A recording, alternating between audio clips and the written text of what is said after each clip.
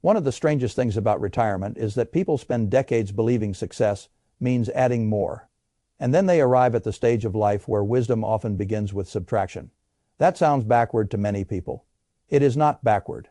It is simply a different season of life asking different questions. When you are 35, 45, or even 55, the dominant financial instinct is usually accumulation.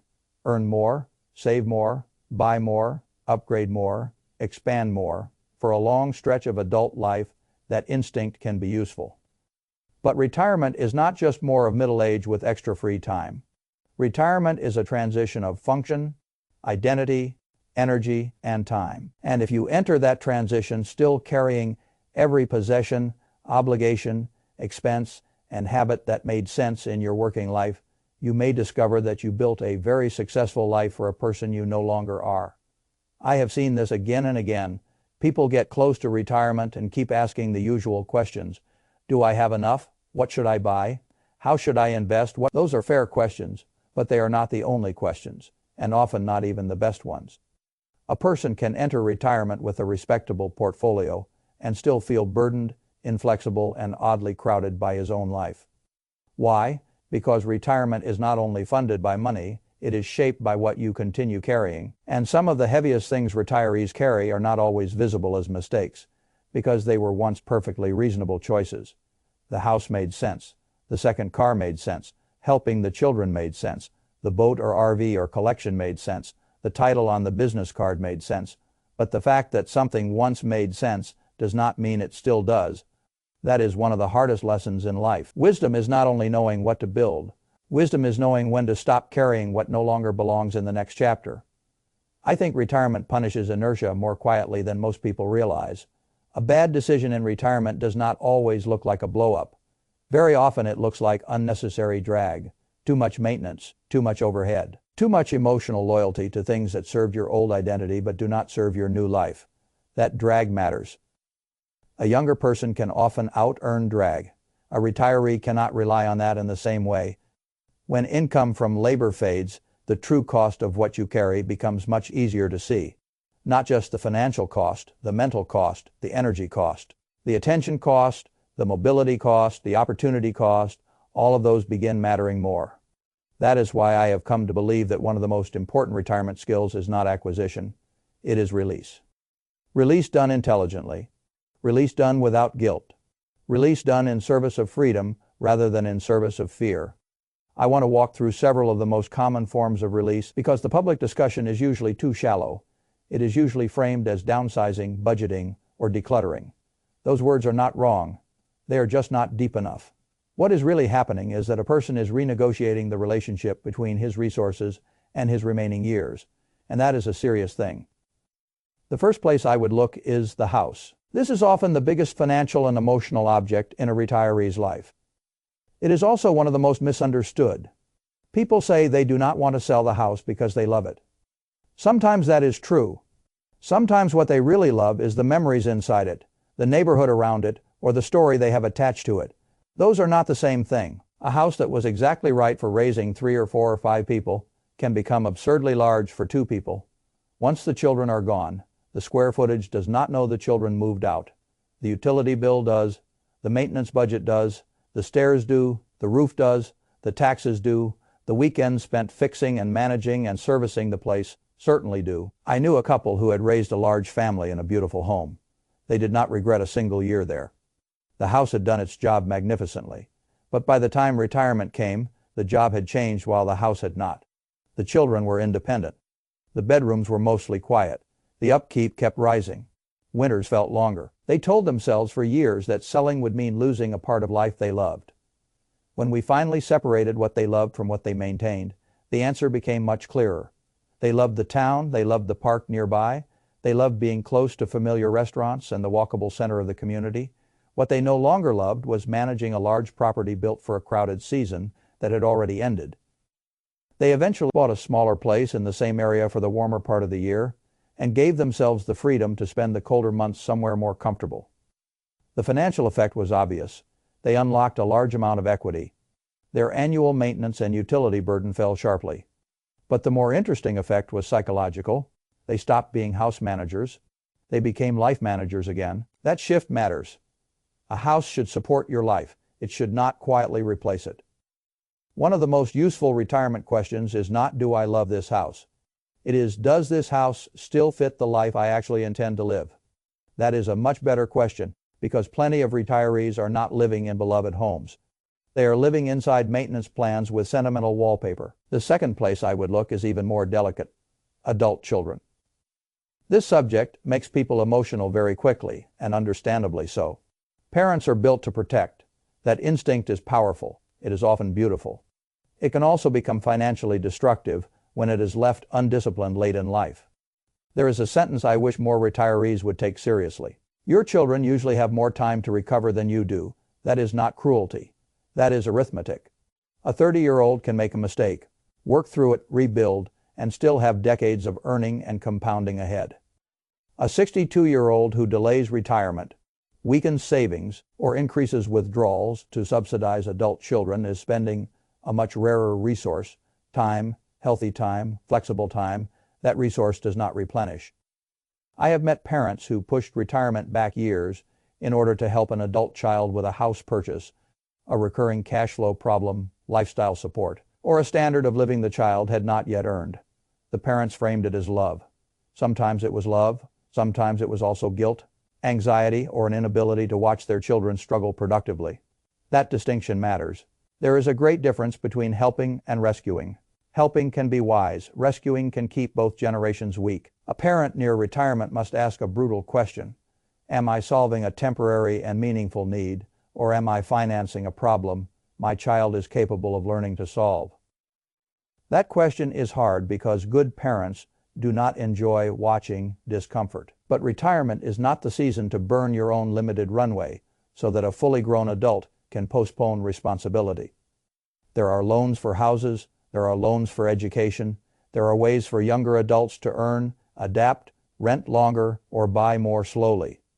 There are no loans for retirement. That is why I do not believe retirees should sacrifice their own security automatically in order to preserve a child's timeline, comfort, or vanity. Now, if a family is truly wealthy enough to help without strain, then that is a different matter. But that is not what happens in many ordinary cases. In many ordinary cases, a retiree is quietly trading scarce years for problems that belong to someone with more decades ahead. That is too expensive. Retirement is the first phase of life where saying no to people you love may be an act of responsibility rather than selfishness. That is uncomfortable. It is also true. The third place I would examine is what I call expensive memory. These are the possessions that once embodied real joy, real identity, or real work, but have gradually become storage costs wearing sentimental clothing, boats, RVs, classic cars, vacation properties, used less than imagined. Collections that look meaningful when actively enjoyed and now sit there demanding insurance, registration, storage, maintenance, and thought. The thing that makes these so dangerous is that the owner rarely thinks of them as line items. He thinks of them as part of himself. That is what makes honest evaluation difficult. I remember a man who had spent decades restoring classic automobiles. He loved the craftsmanship. He loved the patience. He loved taking something tired and forgotten and bringing it back to dignity. Over the years, he accumulated several magnificent vehicles. They were not random purchases. They represented work, memory, taste, and identity as he approached retirement. However, the math got louder. Storage fees, insurance, maintenance, registration, occasional repair. The cars were costing a significant amount every year, and he drove them only a handful of times. For a long time, he defended them by saying they were not just cars. He was right. They were not just cars. That was exactly why the decision was so hard. But over time, he noticed something important. He no longer used them in the way the old version of himself had imagined. He was preserving a collection more than he was living a hobby. The possession had become heavier than the joy. That is a crucial realization. Retirement changes the relationship between ownership and use. A thing that is lightly used during a high-income working life may be harmless. A thing that is lightly used during retirement may be an unnecessary drain on cash, attention, and flexibility. What I admired most about his eventual decision was that he did not make it theatrically. He did not sell everything in a burst of guilt. He kept the one car that mattered most, the one he truly loved, the one he actually drove, the one with the deepest meaning, The others he sold. He preserved the joy and discarded the overhead. That is wisdom. The lesson is not that retirees must become ascetics. The lesson is that keeping everything often prevents you from enjoying anything fully. When possessions multiply beyond use, they begin turning into administrative work. You stop being an enthusiast and become a curator of burdens. That is a bad trade late in life. The fourth place I would look is transportation. Retirement exposes a very simple truth. A great many two-car households are really one-car households living on old habit during the working years. Multiple vehicles often make obvious sense. 2 jobs, 2 commutes, children's schedules pulling in different directions.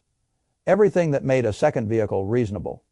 But once commuting ends and the household rhythm changes, a second car often remains only because no one stopped to ask whether it still earns its keep.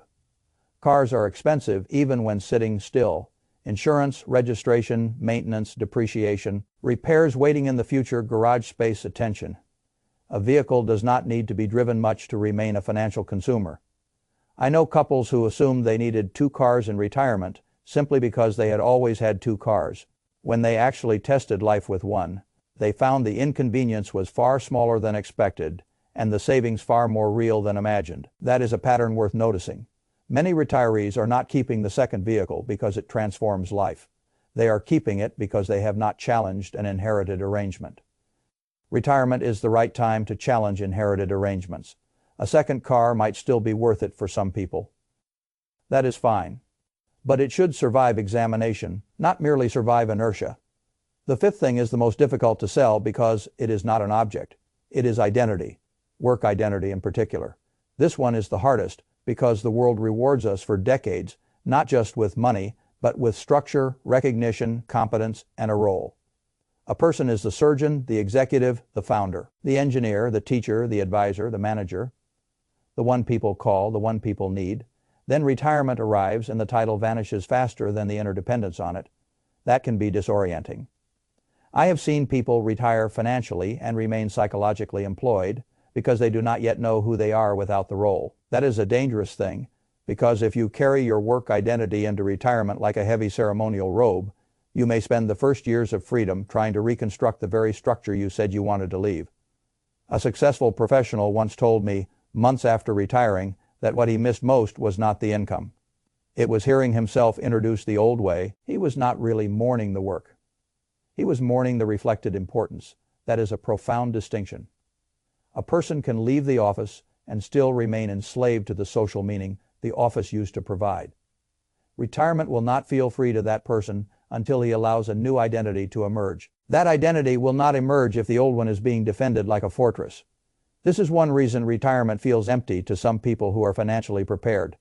They stopped working, but they did not stop comparing their current self to the old social version of themselves. They did not permit reinvention.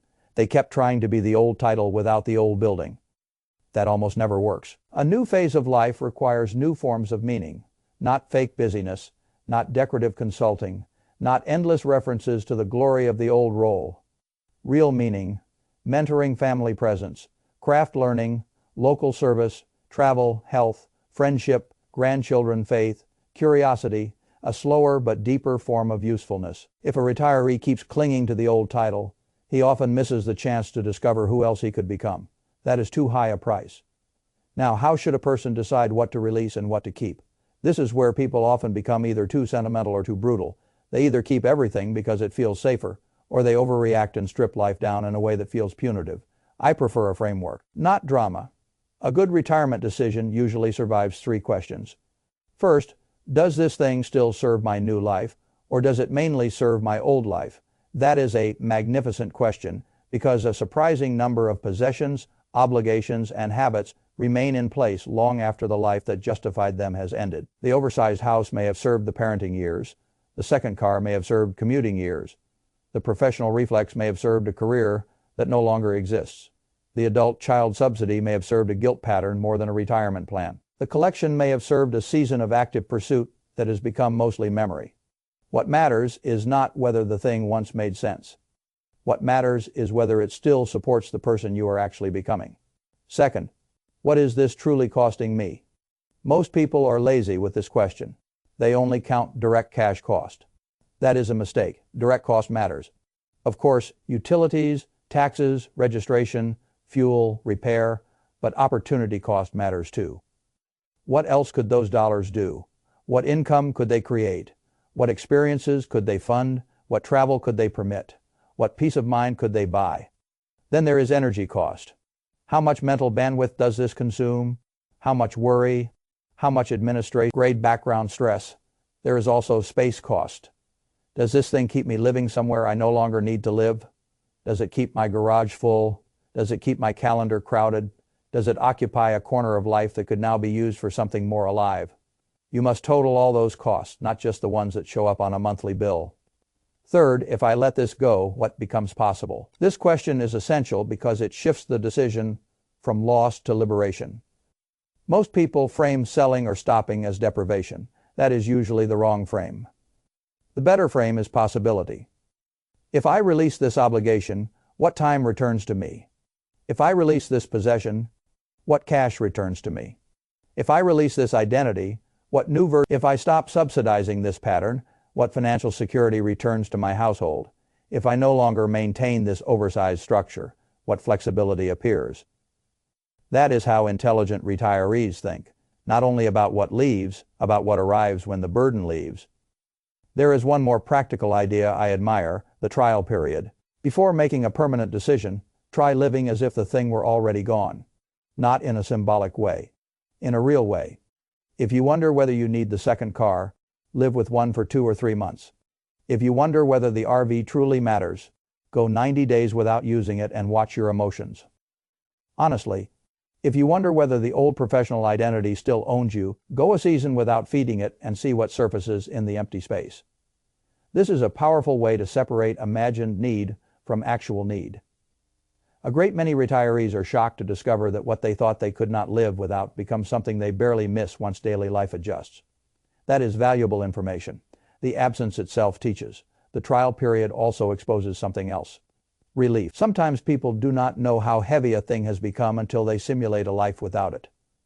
Then suddenly they notice quieter weekends, fewer bills, less thought, less guilt, less administration, less drag.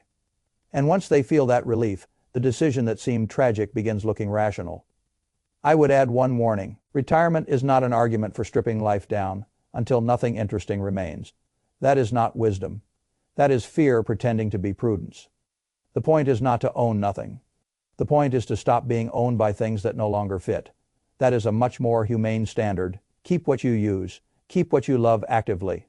Not theatrically, keep what supports your new life. Keep what strengthens freedom, health, meaning, and joy. Release what consumes money, energy, and attention without returning enough value to justify its weight. That is not deprivation. That is refinement. And refinement is one of the great arts of aging. Well, the happiest retirees I have known are not always the ones with the largest houses, the most vehicles, the most collections, or the most visible symbols of a successful past. Quite often they are the ones who understood the difference between preserving the right treasures and preserving every artifact. That difference changes everything. A good retirement is not crowded. It is clear. It is not stuffed with leftovers from former decades.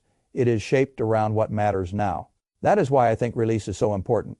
Because every item you keep asks for something, a little money, a little thought, a little maintenance, a little vigilance, a little energy, a little identity loyalty, a little space in the mind in your younger years. You can scatter those tiny claims across a large field of labor and future time. In retirement, those claims get more expensive because the field is different. Time is scarcer, energy is more precious. Attention matters more. What you carry becomes much more visible. So if I were entering retirement or already living in it, I would not ask only what else should I accumulate. I would ask what still deserves a place in the life I am building now. I would look at the house, the cars, the collections, the financial support patterns, the old title, the emotional obligations, the habits built for an old identity. Then I would ask with full honesty whether they are still serving the person I am becoming. That is not an easy exercise, but it is a liberating one, because once you stop organizing retirement around what once mattered, you gain the chance to organize it around what matters now, and that chance is the whole point. Retirement is not merely the absence of work. It is the opportunity to reassign money, time, identity, and attention in a way that better matches the years ahead. You cannot do that well if you are still carrying every cost and every symbol of the years behind you. Sometimes the wisest financial move is not adding one more thing. It is letting go of the right one. That is how room is made. That is how confidence grows. That is how peace arrives. And very often, that is how retirement finally begins to feel like freedom, instead of just a career with fewer meetings.